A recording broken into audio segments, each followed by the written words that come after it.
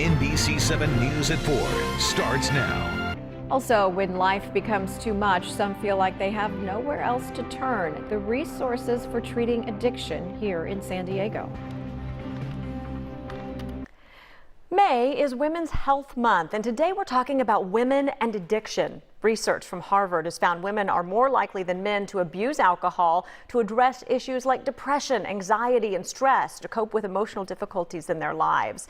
Dr. Regina Huelsenbeck, Clinical Director of Confidential Recovery, is here. Thanks for being here. Absolutely. Thanks for having me. Yes, there are a lot of women, a lot of hurting women out there who are stressed. They're overwhelmed. Yes. And so when does that daily ritual, maybe that evening routine of the glass of wine or the cocktail, turn into a problem? You know, it's really the simplest way to really understand this is that alcohol affects women much more quickly than men. 2 drinks for a man is like one drink for a woman is like 2 drinks for a man, or vice versa. Interesting. And what happens is women start to get affected much more deeply, and they become addicted much more quickly to alcohol. So what are some of the signs and symptoms that maybe you've crossed a line or a loved one has crossed a line and is having a problem with this? The easiest thing to do is, I can go over this list and we can talk about it all day long about really specific things. Have you had legal problems? Do you have any withdrawal symptoms? Have you had tolerance going up? But the best way to do this is if you're asking yourself all the time, do I have a problem? I'm not sure if I have a problem. You probably have a problem. Interesting. Because people who don't have problems with alcohol or drugs don't ask themselves that question. Do you find this is becoming more prevalent in our culture because our society embraces alcohol? Absolutely, absolutely. It's really, really increased across the board. And also, if you're familiar with the opiate epidemic, I mean, that's also really increased with women as well.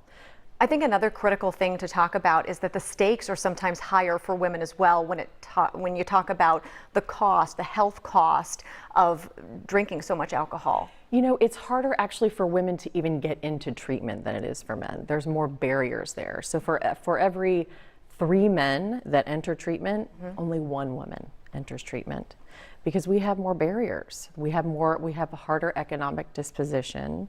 We're typically the child caregiver at home, and so many women I talk to say, I can't go to treatment.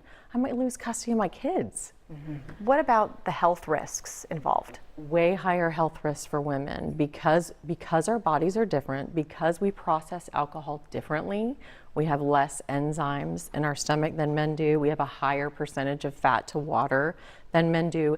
It stays in our systems longer. Higher risk of breast cancer, I understand. Higher risk of breast cancer, higher risk of liver disease. All of this stuff is actually increased for women just because of our biological disposition. Dr. Regina, if there was one thing that you would want family members or maybe someone who's reflecting on their own situation to know, what would it be?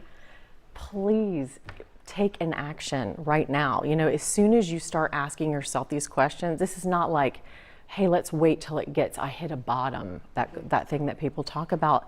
There's no such thing as a bottom. A bottom is a decision. It is a choice. It is something is going wrong here and it's starting to cause consequences in my life. Make an action, make a phone call, call us at Confidential Recovery. We can help you. And especially for women, go to a program that is women only. The research has shown that it really enhances their chances of recovery.